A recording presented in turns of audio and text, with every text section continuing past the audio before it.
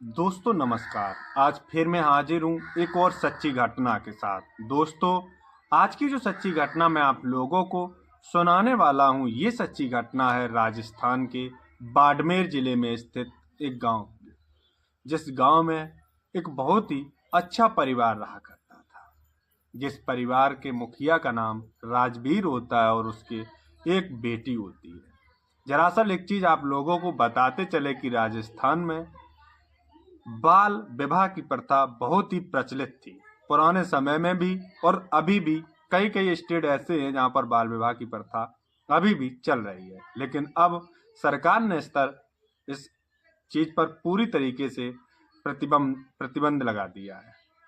लेकिन अभी क्या होता है कि जो राजस्थान का एक जिला है बाड़मेर, उसके अंतर्गत एक गांव है जिसके मुखिया का नाम राजवीर है। राजवीर की एक बेटी होती है, तो राजवीर बहुत ही छोटी उम्र में उस बेटी की सगाई कर देते हैं। लेकिन जब पुराने समय में बेटियों की सगाई हो जाया करती थी तो वहाँ पर गोना नहीं किया जाता था। जो गोना होता है, जिसे लड़का दोबारा से लड़की को लेने जाता है, वो करीब 10 साल बाद 12 साल बाद किया जाता था। ऐसा ही होता है राजवीर की उस बेटी के साथ। एक शख्स आता है अनजान, पता नहीं कहाँ से आता है, और उस बेटी के साथ घिनौना कृत्य करता है और कहता है कि मैं तेरा आदमी हूँ, और उसका सारा जेवरात लेकर गायब हो जाता है और पूरी रात उसके साथ अपनी रंगरलियां मनाता है।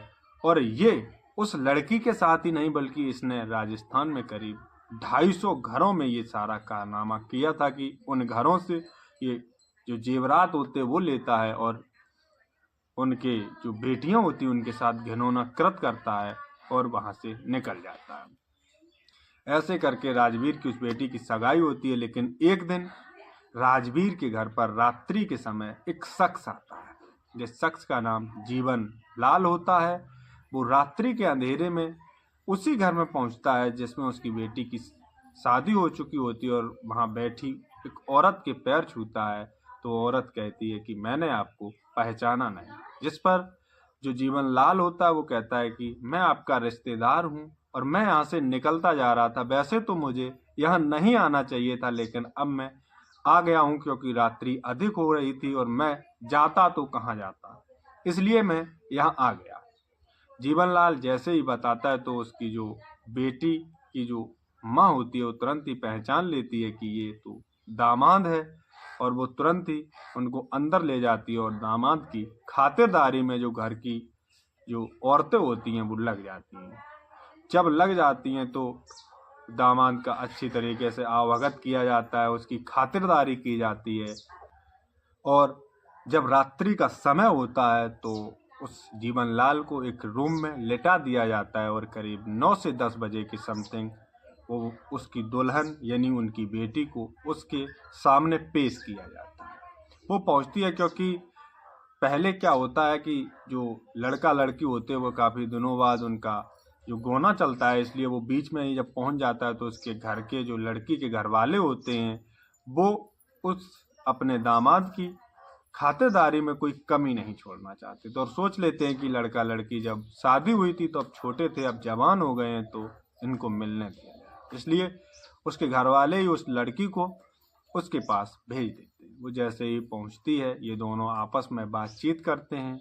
हालांकि लड़की भी उसे नहीं पहचान पाती कि आखिर ये कौन है, लेकिन उसने बताया था कि मैं तुम्हारा दामाद हूँ, इसलिए लड़की भी मान रही थी कि हाँ ये मेरा शौहर ही होगा। इसलिए लड़की उसके पास चली जाती है और दोनों आपस में बैठकर बातचीत करते हैं कुछ समय। उसके बाद जो सुहागरात की पहली रात होती है उसमें जो किया जाता है वो करते हैं।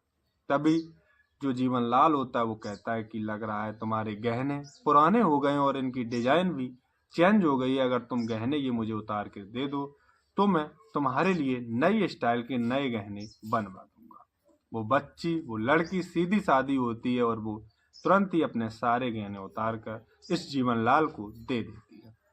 जीवनलाल रात्रि भर वहां रुकता है, जिसके बाद वो सुबह के करीब 4 से 5 बजे के समथिंग अंधेरे में ही वहां से निकलने की तैयारी में हो जाता है। लड़की उसे रोकती है, लेकिन वो कहता है कि आखिर मैं यहाँ रुकूंगा तो तुम्हारे गांव के लोग क्या कहेंगे कि देखिए ये को इसने तो अपनी वो गोना भी नहीं होने दिया और ये पहले ही तुम्हारे घर। इससे बेइज्जती होगी तुम लोगों की, और मैं नहीं चाहता कि तुम्हारे घर परिवार, तुम्हारे माता पिता, तुम सब लोगों की बेइज्जती हो, इसलिए मैं नहीं चाहता। और वो अंधेरे में ही वो सारा जो उसका गहना होता है वो लेकर निकल जाता है। जैसे ही वो निकलता है इधर, तब तक उस घर के जो मर्द होते हैं वो आ जाते हैं, क्योंकि उस रात्रि को तो मर्द कहीं गए हुए होते हैं। लेकिन जब वो पहुंचते हैं उस अपने घर पर, जब ये सारी घटना के बारे में उस घर के मर्दों को पता लगता है, तो वो अपने घर की औरतों पे बहुत चीखते चिल्लाते हैं। वो कहते हैं कि ऐसे कोई भी आया और बताया कि मैं दामाद हूँ तो तुमने उसे सारा गहना दिलवा दिया और बेटी को भी भेज दिया। जब उसके घर वालों जो जेंट्स होते हैं उनको ये पता लगता है, तो वो अपनी घर की जो औरतें होती हैं उन पर बहुत चीखते चिल्लाते हैं। क्योंकि पुराने समय में क्या होता है कि जो पुराने समय के लोग होते हैं, उन लोगों को जो घर के लोग होते हैं वो लड़का वाले के यहाँ जाते आते रहते थे फंक्शन में, तो वो अपने दामाद को बड़ा होता हुआ देखते हैं और पहचान लेते हैं। लेकिन घर की औरतें तो कहीं जाती नहीं हैं, तो वो पहचान नहीं पाती हैं। इसलिए इसलिए वो चिल्लाते हैं, और वो अपने जो जेवरात होते हैं उनको ले गया था उसके पास के ही थाने में, रिपोर्ट दर्ज करा देते हैं कि मेरे घर से किसी ने सोना चोरी किया है। जब रिपोर्ट दर्ज हो जाती है, इधर करीब 15 से 20 दिन का समय और व्यतीत होता है, तो जो लड़का होता है, जो उसका रियल पति होता है, वो अपनी ससुराल में आता है। जब ससुराल में आता है तो घर की औरतें ये मानने के लिए तैयार नहीं होती हैं कि ये रियल पति है, क्योंकि उन लोगों ने तो उसको देखा ही नहीं था। लेकिन जब घर के मर्द बताते हैं कि हाँ ये इसका रियल मर्द है, शौहर है, तो ये औरतें मान जाती हैं और उसकी खातिरदारी में लग जाती हैं। उसकी भी खातिरदारी इतनी ज़ोरदार तरीके से की जाती है कि वो भी खुश हो जाता है, और रात्रि में उसे भी एक रूम दिया जाता है, वो भी वहाँ बैठ जाता है इधर। लेकिन इस बात की जानकारी उसका जो लड़की के घर के जो जेंट्स होते हैं, जो आदमी होते हैं, जो मर्द होते हैं, वो अपने घर की औरतों को बता देते हैं कि जो हमारे साथ वाकया घटा हुआ है इसके बारे में इन्हें कुछ मत बताना। तो वो कुछ नहीं बताती। लेकिन रात्रि में जब वो लड़की इस लड़के के पास जाती है तो वो कहती है कि तुम अभी 15 दिन पहले तो आए थे और फिर आ गए। इस पर वो लड़का कहता है कि मैं कब 15 दिन पहले आया। लेकिन वो लड़का कुछ कहता नहीं है, वो चुपके से चुप्पी साधे बैठा रहता है। और वो लड़की बताती है कि तुम मेरे गहने भी ले गए थे, वो गहने मेरे तुमने बोला था कि नए नए करवा के लाएंगे, लेकिन तुम लाए क्या। वो लड़का चुपके से सब सुन रहा होता है और बाद में कहता है कि मैं तो कभी यहाँ आया ही नहीं, मैं तो पहली बार आया हूँ शादी के बाद, और तुम कह रही हो कि मैं तुम्हारे गहने ले गया, ये सारी बात। लड़की कहती है ज़्यादा चालाक मत बनो, तुम 15 दिन पहले आए थे और मेरे पास सब कुछ किया। यहाँ तक कि लड़की अपनी सारी घटना बता देती है। जब लड़के को ये सारी सच्चाई पता लगती है तो लड़का उसके घर के लोग बाग जो होते हैं, उसके माता पिता भाई बहन सभी को एकत्रित कर लेता है और उन सभी से इस घटना के बारे में पूछता है कि आखिर हमारे बाद इस घर में कौन आया था। जो हमारी पत्नी ये सब बता रही है कि वो गहना ले गया और रात्रि में रुका भी था।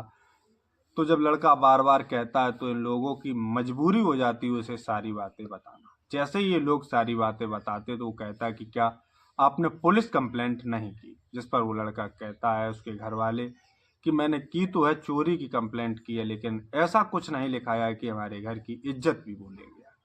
लेकिन वो जो उसका पति होता है वो कहता है कि मैं तो ये भी कंप्लेंट लिखाऊंगा। और लिखाने के बाद जब उस शख्स के बारे में पता किया जाता है तो जो वो शख्स होता है जीवन लाल, वो पहले ये पता किया करता था कि आखिर किसके गोने को या किसकी शादी को 10 से 12 साल हो गए हैं, और जिसका गोना होने के लिए वो सारी जानकारी पहले किया करता था। उसी घर में जाया करता था जिस घर की पूरी वो जानकारी कर लेता था और पता कर लेता था कि यहाँ दामाद नहीं आ रहा है, उसी घर में वो जाया करता था। लेकिन इधर जब पुलिस को वो सारी रिपोर्ट दर्ज कराता है उसका रियल पति, तो पुलिस भी हरकत में आ जाती है और पास के थानों में पता करती है। तो इस प्रकार के काफ़ी केस होते हैं, तो पुलिस उसे ढूंढना और खंगालना शुरू कर देती है। और यहाँ तक पुलिस जब उसे ढूंढती है तो करीब महीने 2 महीने नहीं बल्कि उसे सालों बीत जाती है, तब जाकर पुलिस उसे पकड़ पाती है। पुलिस जब उसे अपनी अंडर कस्टडी में कर लेती है तो पुलिस जब उससे सच्चाई पूछती है तो वो भी अपनी सच्चाई पहले तो कबूल नहीं करता है, लेकिन पुलिस जब अपनी पूरी शक्ति के साथ पेश आती है वो तुरंत ही अपना जुर्म कबूल कर लेता है। और वो जब अपनी ये सारी कहानी बताता है तो पुलिस के भी पैरों तले जमीन खिसक जाती है।